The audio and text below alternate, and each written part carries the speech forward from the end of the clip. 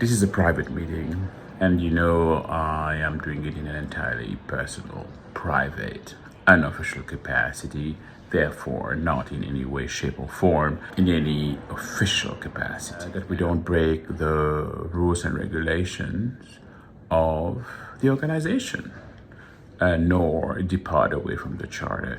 The majority, 99.9% of our colleagues, have remained silent, even when they see their colleagues brown, like me, brown. That is very important to remember. Being slaughtered, killed by Israel. So, and they remain silent. I have a lack of intellectual sophistication to understand how they can do that. However, the same colleagues are running around because of the initiative of current and outgoing Secretary General Antonio Guterres about the UN 80s. They went out. They went protest, solidarity. They went on the Place des Nations protesting what?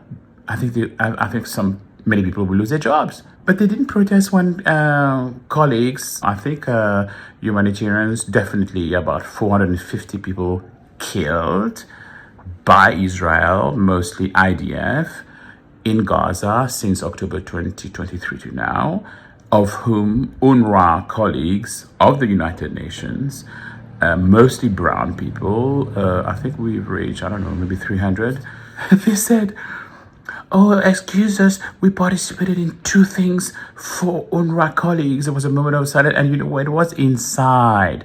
And it's good that they get a little bit of stress in their lives about, oh, what are we going to do? Some people are saying they are going to Brindisi, there will be good seafood. Some will be transferred to Nairobi, I think. I don't know, because again, this is in an entirely unofficial capacity. I'm not in the secrets of the gods, as you can imagine. So, but there are good golf courses, apparently, in Nairobi. So some people are happy about that. It is so unbecoming, the behavior of my own colleagues. And some are trying to catch up a bit, not to be totally on the wrong side of history, but it's a bit too late. And I hope there will be justice and accountability. We have to say it. It is cowardly, extremely. Even for me, you're not allowed to speak on social media. No, I can. I know the rules. I know what I can do, and I know my limits. Obviously, my lawyers are telling me they think I'm on the correct side of the border. So, correct side of the border. I'm coming back there soon. We have the duty to denounce violations of international law. We have the duty to denounce violations of international humanitarian law, human rights law. So it is not confirmed. Yes, I come from two powerful countries. I would love to work for my president. I would also like to work for my prime minister. Not only some seniors like me, we have that diplomatic status, but some others, they are protected by our organization. But I kept telling them, when they are fired, they leave the job at retirement, the immunity that they are hiding behind right now in our organization will disappear. And even if I'm not around, I hope they are accountable. We get some justice, because it is crazy how they get away with lack of duty of care. Crazy how they get away with negligence. I put my job on the line. I put my resignation in so many times. I wrote, so I didn't just say it up in the air.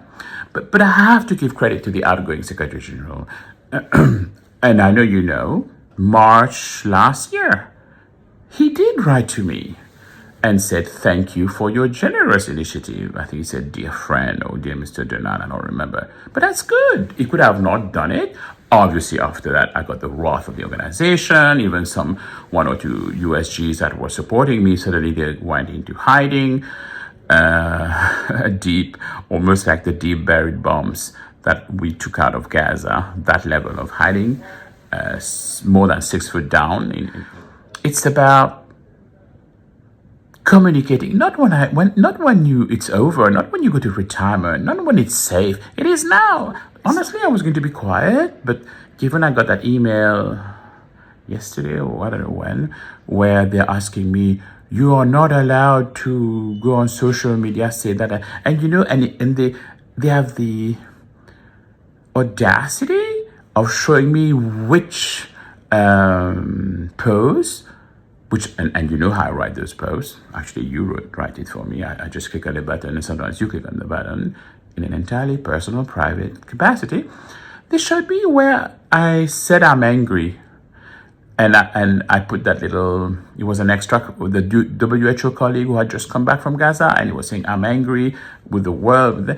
And so those cowards, they tell me, you cannot say such thing. Are you kidding me? Negligence, they should be made accountable. Yes.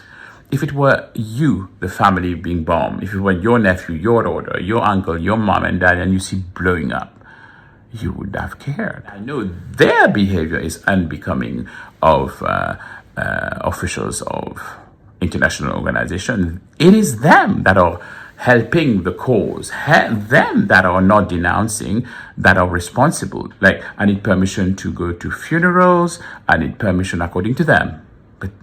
And they're so coward. You remember when we did, I've done a few memorials, just to mark the death of our UNRWA colleagues on the Place des Nations, Genève here. And it was so cowardly. You remember that email? Dear Bruno, on behalf of the department, blah, blah, blah, we are trying to communicate that we are not in a position to either let you do it or not do it. Something like that. But you know the text. Yes, I'm an idiot, as you know. Yes, for I4P, I see that note. Idiots for Peace. I think we will get more folks associated with this very loose coalition. They can do that. If member states put your boss, the Secretary General of the United Nations, declared persona non grata, you should protest. You should say something about it. And when a member state declares a UN entity, UNRWA, a terrorist organization, you should be out there. And remember, when I raised, not alone, one of many, raised the issue when George Floyd was killed, and I said it's a human rights issue, can we do? And ethics office said, no, you cannot go, you sign your life away, blah, blah, blah. But then, Secretary General, I appreciate it. It's okay for you to go for peaceful protests. There was BLM at the time. As long as you do it in an entirely personal, private, and unofficial capacity. So that's what I've been doing. And I'm not going to be quiet. You know that. Okay. The scoop is I may come back to the United Nations. Some of you saw how, when I went back to the UN, I was not beaten up again this time by my own colleagues. I'm coming in. I don't see any nervousness. I see my colleagues. Hopefully they don't need to go protect their weapons. Hello, sir. How are you? Good. How are you doing? I'm well. Yes, sir. My name is Bruno Donat. I'm coming to the United Nations, my place of work. Okay, come in. Welcome. So nobody is going to beat me up? I'm not going to beat you up. Great. Good morning, sir. Hi. Some people are saying, in addition to the book, we should do a movie or something. My own colleagues telling me that. They go, it is no coincidence when Philippe Lazzarini, Under-Secretary General of UNRWA, had a briefing here, closed-door briefing. And the guy who pulled me out only because I was wearing a couffier, which is some kind of a larger than a pochette. This is just a pochette. It's for fashion, I'm told. And awareness raising. The guy they chose was an Israeli guard. I mean, are they nuts? Do you think it's a coincidence? And he's the one who pulled me. And there are cameras. But it's a bit like in Mauritius, when somebody was killed under the previous regime, the cameras of the guy who was about to be killed, of his movements, they all stopped working. Yeah. You both are fired. And I can see them say, he used the F word again. Let's do something about it. Don't worry about it, they are idiots. But I don't think they will be admitted to the loose coalition of I4P, Idiots for Peace. Peace and love. Bye.